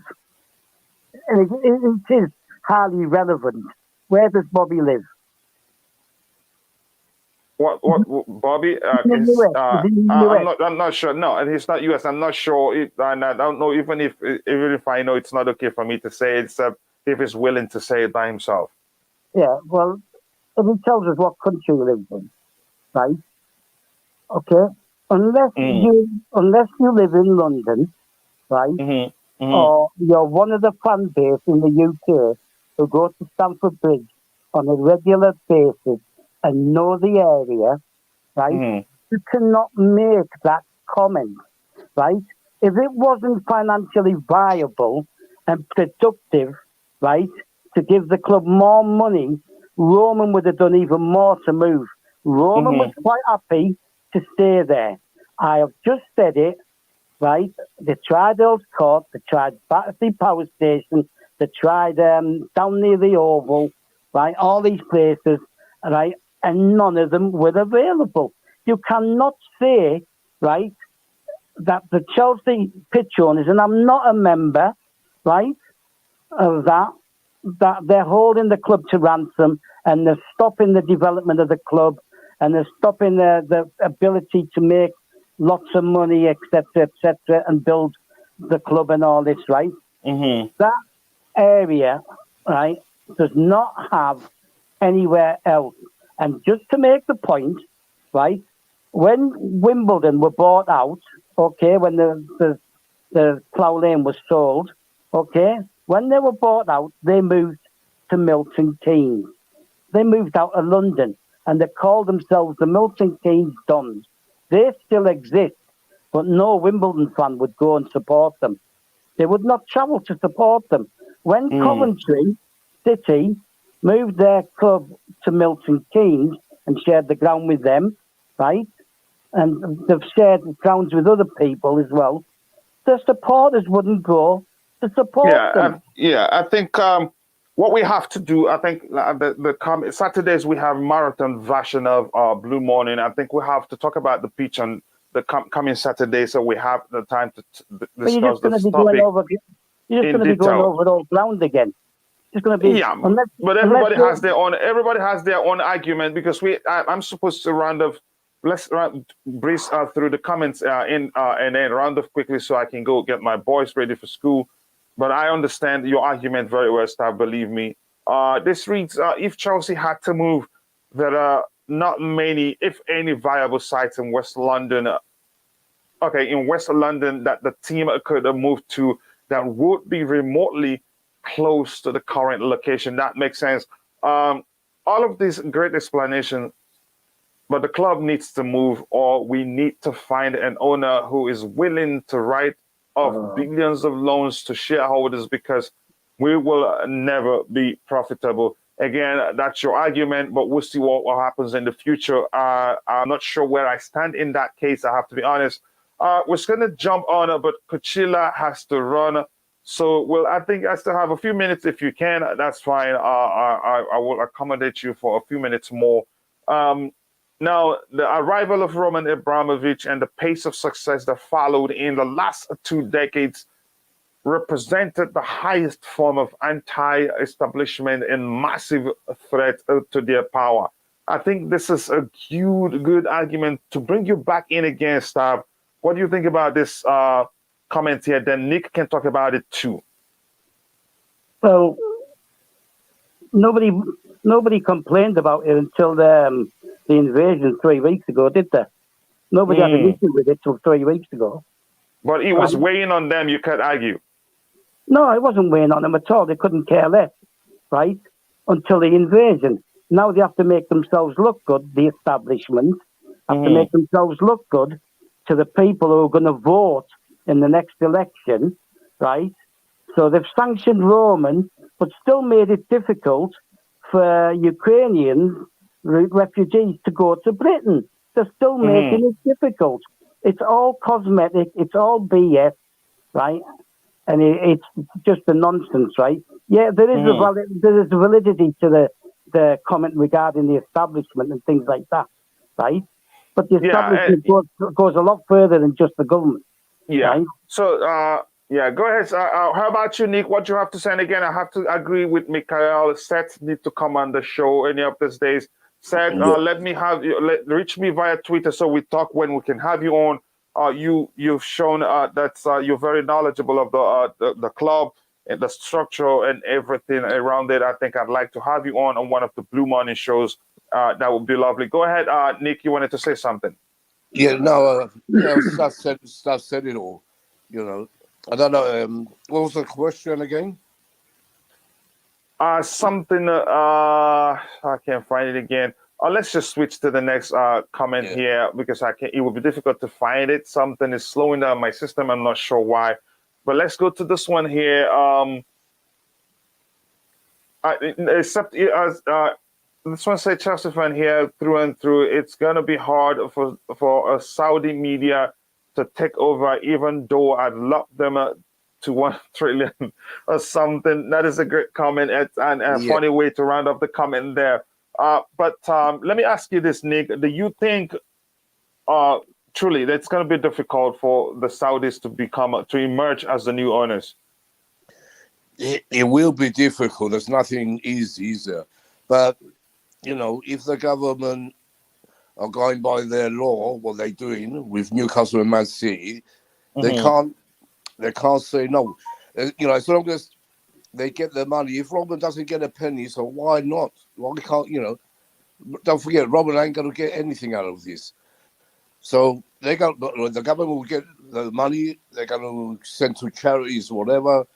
So there's no reason not to accept the Saudi Arabia offer, in my mind. So great input there by PJ Artist. And if you're in the chat, if you're watching, no matter, we have about 36 people watching, please smash that like button, subscribe to the channel if you haven't. That encourages us to do even more. And again, Blue Morning is a daily show. You check every day, you see our schedule, and you're always welcome to join the panel. The link is in the chat. I will have a few minutes to round up, but we can accommodate you if you have time. Stav, what do you think? Do you think there will be any obstacles for the Saudis?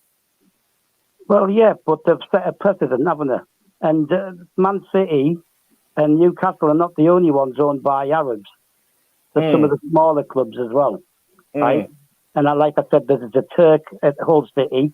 And can I just update a bit of information, right, that you may not know?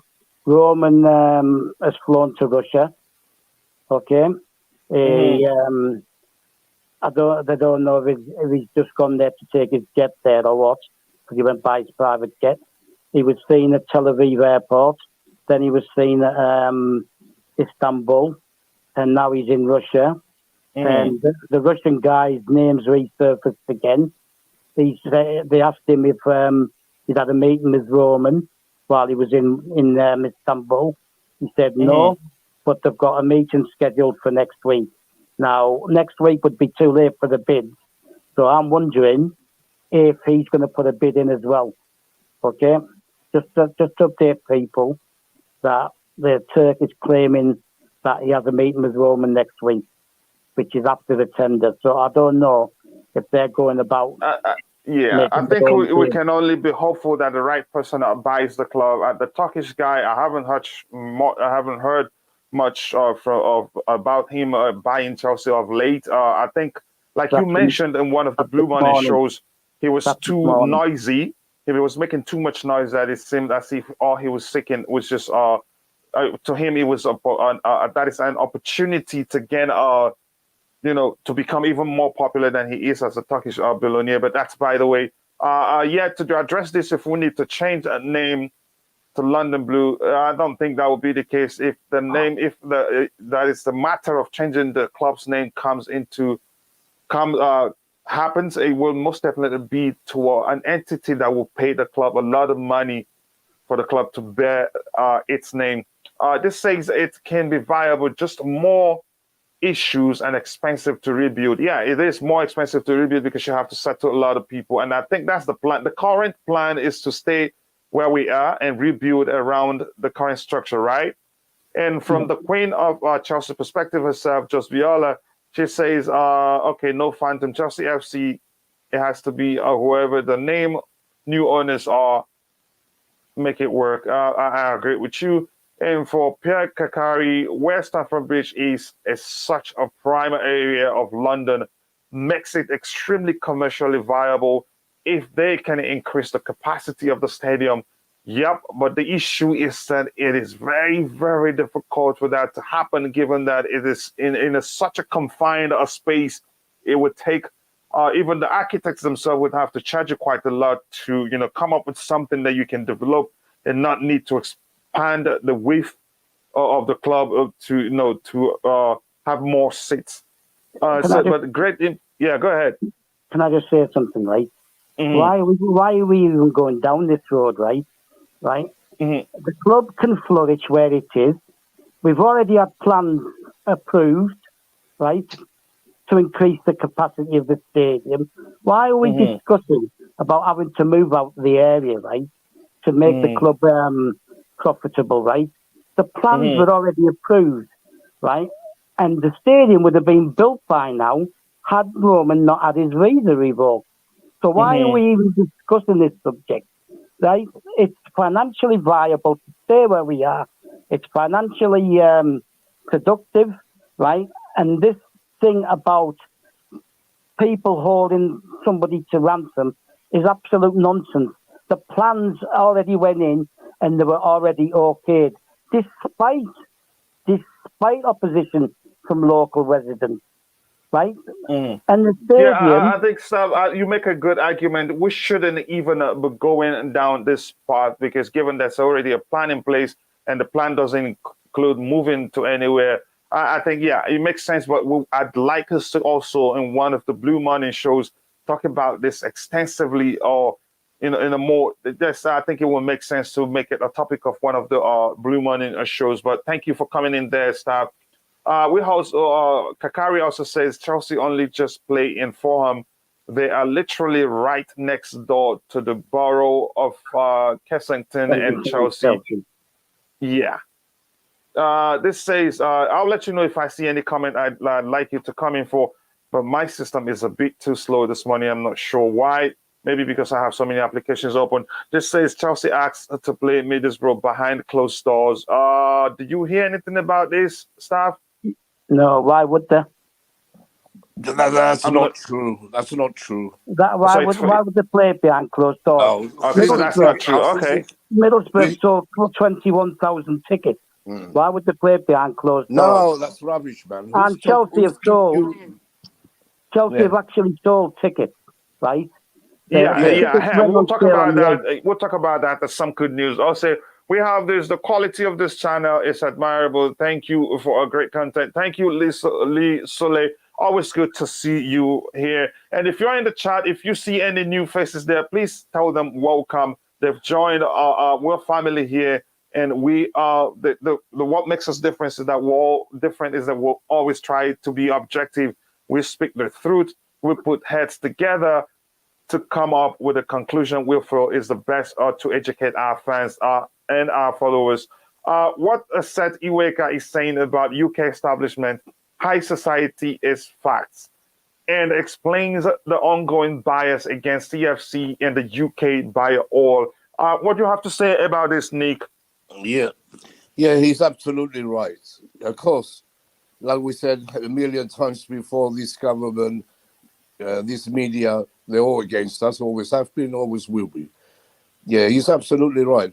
Was that Mikel, yeah. Mikel, yeah. Yeah, Mikel. Yeah, absolutely, man. I agree 100%. Okay, debate for another show, Coachila. The naming and moving convention conversation is another topic and highly sensitive topic for Chelsea London fan base, not as much for global followers. We must be careful. I think that's a great comment right there. We're seeing things from the outside. We don't really know how things are there. Nick is a member of the Pitch Owners. That was why I had to ask him if he was biased in saying that Chelsea shouldn't move, but he clearly says he wasn't, and he gave good reasons. And Stav also supported Nick with some good argument, but I think we should still talk about this. Can I just add one more last thing, with regards to that, right? I've said time and again that Chelsea's fan base around the UK is all over the UK, even in Scotland and Wales and Ireland. Of course. Right? Yeah. But they all travel to Stamford Bridge, okay? Right? That is the tradition of the club. Everybody knows that area, so the people within the UK understand that it's difficult to move from where we are. They don't want to move from where we are, right? Because despite it being in a highly built area, it's quite easily accessible. through the underground and things like that. Yeah. Once you start taking the club outside of to the edges of London, that won't happen.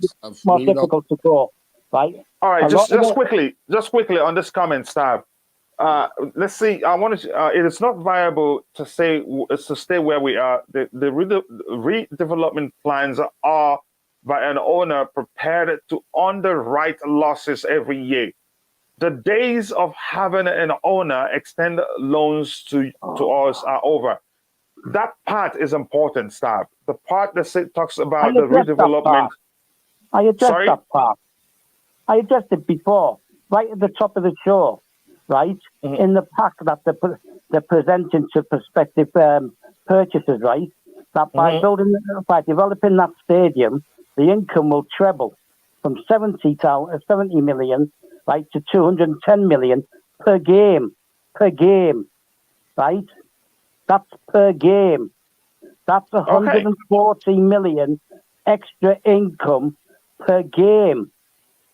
So this is nonsense, that, Roman. I've said it before, Roman hasn't been financing, right, the club, right, in any great amount for nearly a decade.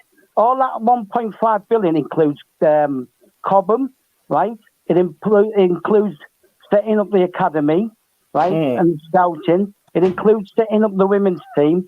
Chelsea have some of the most coveted players in their women's team who came at a cost, right? You still have to pay transfer fees for them, right? And also we bought the stadium for them to play in and the under-23 to play in, right? There's been modernisation of the current ground, right? We spent money this year on the West Stand Upper, right, for next season, right? So that's the expenditure, right? Buying the club, setting up Cobham, right? The initial purchase of players, right, in the first 5-6 years when we had to restructure the squad and get rid of a lot of older players. So this 1.5 billion, right, relates to almost 10 years ago, right? Cobham's been open that long as well. Right? Well, let's not get carried away with it. He's constantly funding the club because he's not. All right. Again, you've tried to explain that so many times in the show, and I think I appreciate that. And Mikhail says CPO only objected to moving club, never to expansion in place. The local surrounding properties were opposing the expansion, and that made moving an alternative. Wow, that's a great input right there. I have to say, I was born and lived in Chelsea for most of my life, and went to a school behind the ground. So now so I know the area very well. Yeah, one of those situations where your device tried to help you finish your statement and end up causing you to make mistakes.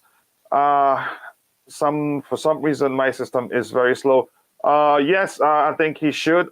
Pierre should come onto the channel someday. His inputs are very awesome. Now we have this one, Mikhail, finding a new owner and the club being viable are very much related topics. These native fans think that we will always have an owner willing to write off losses. Crazy, and that's why we need to talk about these on a Saturday where we have the marathon version of a Blue Money show. Bobby Fairview, when US ownership comes in, I expect club to be moved and renamed, possibly, but I don't see that happening. What's a native supporter?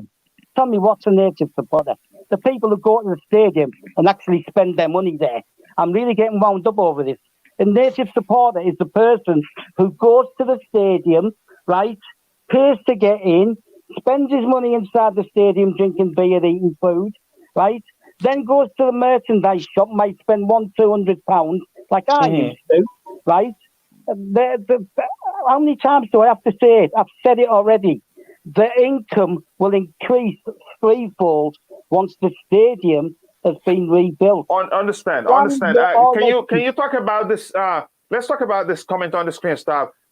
From Phrase All. He says Nick Candy wants to take a loan from hedge funds. I hope Rainy Group reject him. Taking a loan, is that an issue? Would that become a problem in the future? Yeah, of course it will, because they did with Ken Bates, right? It doesn't mean Nick Candy's going to win it, right? It doesn't mean he's going to win the Can you bid. address the part whether if he takes Well, out the loan to help him buy the club, that could become an issue in the future? Right. As I stated, right, it came out this morning. He made a statement that he's now got the money in place, right? He was working with people in America and that Matthew Broughton, right, who was the executive, right, chief executive of Liverpool, and who saved Liverpool from going bust. Okay, right? I don't know whether he took money from a hedge fund, right? Nobody knows what the truth is. So again, I will repeat myself because I'm running out of oxygen here, right? Let's wait till Friday. Let Roman do his thing, right? And he'll pick the correct prospective buyer. Just trust in Roman, because he could have easily sold the club a couple of years ago, right, for 1.5 billion or whatever, and called back his debt and killed us. Let's just trust in Roman, right? And let the owner and his board, right, get on with the job of selling the club, right? And let's stop talking. I'd really, if you're going to have a conversation regarding the stadium, I'll not be involved, because I've just addressed it. All right. Planning permission was accepted, right? Plans were accepted, and we would have increased the money by threefold, right? What more do people want to know? It's okay. And then I tell you what, I quite like Bobby Fairview and his point, but this native thing has riled me. Their natives are the ones who are going to keep the club alive, okay? Because merchandise... And let me correct something here. Bobby Fairview is saying that he meant he said naive, not native, so he's correcting us. Right, what naive who? So, but that's, by the way, let's say this, staff. I'll tell you what, the comment, yeah, I think that, Bobby, thank you for correcting us there. Yeah. One thing for certain is, right, I'm not naive, right? I was going to that stadium for over 40 years before I emigrated. Staff, can I tell you something else? Yeah, go on. I like it when you're in this mood. When you're wind up, you spit fire, and I like that. So that's fine by me. I like it when you get mad. When somebody gets you to keep talking, it's enjoyable to listen to you. And the good thing, you know what you're talking to. Everybody know what they're talking to, but we have to look at everything, points from all perspectives, and come to a conclusions. But come to a good conclusion. But I understand. It says this from Don Raymond saying, is it possible to buy some properties around the stadium and expand the stadium? That's very possible, but you'll be spending twice as much. Nick, am I correct? The stadium, right? Yeah, was going to like, anyone who's been to the stadium will know that the entrances, right? The courtyard, right? There's courtyard leading to the shed. Okay, let Nick come in. Nick says it's here. Staff, Nick says it's here. Come in, Nick. Yeah. What about Biden? This is the comment here. Stamford. It says, is it possible to buy some properties around the stadium and expand the stadium? And at first I said, it is very possible, but you end up spending as much money as you have spent without going through that path. Go ahead.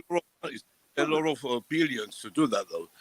If we get the right owner who can do that, why not? They pay the people who live around that area and the businesses around that area. Like this Saudi Arabia, he's not a billionaire, he's a trillionaire. So if these trillionaires take over, it's very possible, because we're not moving from Stamford Bridge, whatever happens. His family are worth trillions. A trillion. Not the guy himself, right? Right. Listen, let me. I'll answer your question. I'll answer your question, right? Right. Yeah. Behind the West Stand, right. Behind the Matthew Harding, there's a sports complex there that belongs to the club, right? So that will come down and it will be expanded into that area, right? It used to be the main car park and Ken Bates built a sports leisure centre, that thing there, right? At the side of the West Stand, right, is a large courtyard that leads all the way right up the side of the West Stand, round to the back of the Matthew Harding, right? Behind the shed, right, there's a block, there's 10 flats, I think, right, which are within a small street type of thing, right? They've already been approached, right? So, consequently, you will then, right, move into all these courtyards, and then the main entrance, which goes right up to the Fulham Road, is quite big, and where they've got the 2 hotels, they'll all come down. The hotels will be got rid of, and that's where the stadium's going to expand into. Then they were going to build railway footbridges to the Fulham Broadway direct, and over across to West Brompton Station and down to Earls Court, footbridges to connect everybody to those 3. The plans are in, right? They were accepted, okay? So it's all been done. It's all been done. Yeah, I think that answers the question. That great input right there. You wanted to say something, Nick? Yeah, because, like I said, how many times we keep saying it, because they banned Roman Abramovich, when they threw him out the country, he couldn't go ahead and do what he was going to do. And he was going to do that. We would have been playing Wembley right now for 3 years till we made the stadium bigger. Go ahead. The plans were, all agreed, approved, everything was ready, but they threw him out the country. That's the only reason Chelsea's not a 60 or 70,000 capacity. Yeah. But it will be one. I'm sure it will be. And it will be at Stamford Bridge. Yeah, and this coming from 216 basement Flip says the name will never change. It is a global brand that makes no sense. I think the name will change, but it will take a lot of money. We'll have to go into it before it changes. But I don't see that happening. The club remains Chelsea. Maybe the stadium name could change possibly. Yeah, what?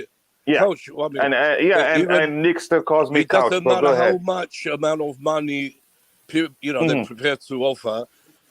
Chelsea's name will never change in my lifetime, your lifetime, or Stav's, or anyone else's. That will never change. Chelsea is Chelsea. It will always be.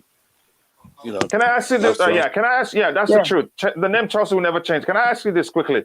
Phantom of many topics. By the way, Phantom has a channel. Go check out his channel. He does travel videos. This comment says, build the super stadium at Cobham. Is that possible? I don't think it's possible. Well, that's nonsense.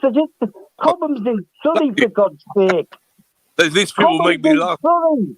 Cobham's in Surrey. It's outside of London. It's in Surrey, for God's...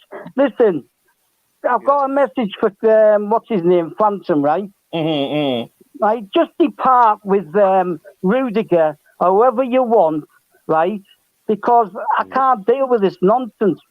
It's in Surrey. It's not even in London. Phantom doesn't know.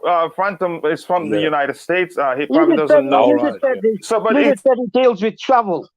He should know. He's been to Chelsea. Let me tell you this. Until he asked this question. So he asked an important question, and I learned something from it. So I wouldn't call it nonsense. No, it can't. Do you know that problem, right? Staff said before, if Stamford Bridge was redeveloped, its location makes it ideal for other sporting events and also concerts, etc., etc. Okay, that's good. Good input, right? Let's breeze through them. I think we should call it a day soon. Media are reporting about hedge funds and Nick Candy. Yep, I've seen that before, and I'm concerned, like Stav has also alluded to, that creates a problem in the future. And Stav did say something about Bates, Ken Bates, who sold Chelsea. So Roman Abramovich had the same issue because he borrowed money somewhere. Am I right, Stav? Yeah, he bought it from funding companies, right? I can't remember what they were called. So when Roman bought the club, we were 94 million in debt, and Roman wanted to pay it all off in one go, but he wasn't allowed to because the structure of the contract. meant he had to carry on paying it for the full term, which meant a lot more interest. All right, let's breeze through this. I want us to end on a positive note. We don't need any name change and anything except that we need one of the stands to be named after our own. Yep, he deserves that. Good comment there from Nursebird O'Neill Chinyoka. I like that comment there. He deserves even a statue in front of the stadium. That will happen, Coach, one day. Yeah, that will happen. But the bigger thing will be a statue in front of the club. We need an owner that uses their own money, not has ability to borrow money to buy club. Yeah, that scares the heck out of me. So great input right there. And this one say, bro, I did not say native. I said naive. Yes, I will correct it. And thank you for correcting us. My apologies for misquoting you. It's your fault. Let me see. Yeah.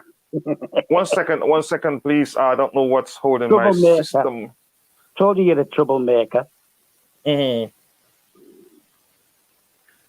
1 second here. Okay, we've read these. I don't know why I'm having issues here navigating these. Okay, this is where I should be here. This is what breeds is. Okay, fans travel. Anybody who thinks we can. Okay, that's another. So I think we should just call it a day with the comments because we're never going to end the show if we keep reading. But I don't see anything else I'd like us to read here. This one here says. 1 second. We can move. Okay, that's by the way. Anything? Pierrick here says. Even Cobham is not actually in Cobham, but a small village near Cobham, and it's near to me where I currently. Okay, good to know. Thank you for educating us on that. We can move. Okay, we've read that. And I think with that, let's just look at this comment here and call it a day. This, for me, this comment here, tweet from Simon Phillips, which is about Chelsea chairman Bruce Bogg's comment, which reads, Chelsea chairman Bruce Bogg has been clear that Chelsea have enough cash at hand to complete the season and will not go into financial administration. That means the world to me. When I read it, my mood changed. I became more energetic. Even I've had coffee, but the truth is that did put a smile on my face. Yes, Stav, you're laughing at me, but you understand what I mean. Nick, what does this statement mean to you? Yeah, what's that again? What do you say? The statement from Bruce Bogg, which says that Chelsea have enough cash at hand to complete the season and will not go into financial administration. Yeah, of course. Well, I believe every word he's saying. You know, to me, that blessed my day. That made my day, and I'm glad. Go ahead. Right, yeah, right. I told you from the beginning that I'm not worried. That I'm not worried, right? Because no matter what some people think, that club, right, is managed properly and was being self-sufficient for the ages, right? Okay. 3 and Hyundai can go to hell, right? Because we'll easily replace them, probably with more money, okay? So they can go to hell as well, right? And as for what's his name's comment about Monster living in Enfield, right? Phantom, right? Enfield's North London, and that is my whole point. That our fan base, right, is spread all over the place, but ultimately they will travel to Stamford Bridge, right, in Fulham, next to Kensington and Chelsea, from wherever they are. It doesn't matter that Monster lives in Enfield. That's North London. My friend lives in Edmonton, which is North London. It doesn't make a difference. All right, one final question, and then we'll call it a day. Nick, do you think that Bruce Bogg should have put such a statement earlier than he did? Because this just came out today. Yeah, it would have helped a lot if he put it out, a few days ago. Yes, but as long as he's put it out, makes the players and the manager breathe easier, and that's fans, of course, because we were all under stress these days. You know, everyone who's a real Chelsea fan, they were very stressful. So, you know, and I just have to mention did you see Jamie Carragher's stupid comments We'll on discuss Monday? that tomorrow. We'll discuss it I don't tomorrow. regard him. I think from now on, I have No, no it needs- respect for him. He clearly I don't- shows that he Coachila. has no empathy. Coachila. He's a bad Coachila. person. Go ahead. Yeah, we'll discuss him tomorrow, right? Because I want to discuss him, right? Mm-hmm. Yeah, We'll discuss him tomorrow. Leave it till tomorrow, Nick. Leave it till tomorrow. Right. Come on tomorrow, right? Come on tomorrow, and we'll discuss the stupidity of tomorrow. Yes. So let's talk about Jamie Carragher tomorrow. Yes, and for people that doesn't know, Blue Morning is a daily Chelsea show, and I'd appreciate it if you can find time to join us tomorrow. And my guarantee is that you will enjoy it. It is objective. It is interactive. It is not just about the panel. It is also about those in the chat.